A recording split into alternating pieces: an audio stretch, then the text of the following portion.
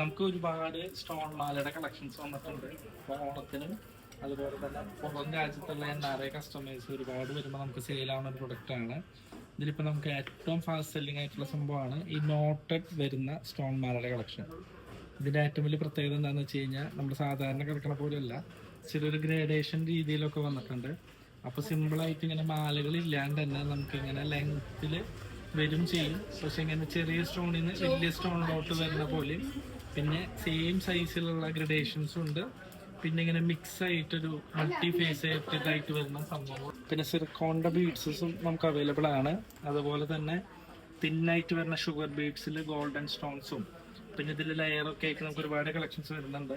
നമുക്കപ്പോൾ ഇതിൻ്റെ ഒരു പ്രൈസ് റേഞ്ച് വരുന്നത് ഒരു 90-100 റുപ്പീസ് തൊട്ടിട്ട് പല പ്രൈസസിലും നമുക്ക് അവൈലബിൾ ആണ്.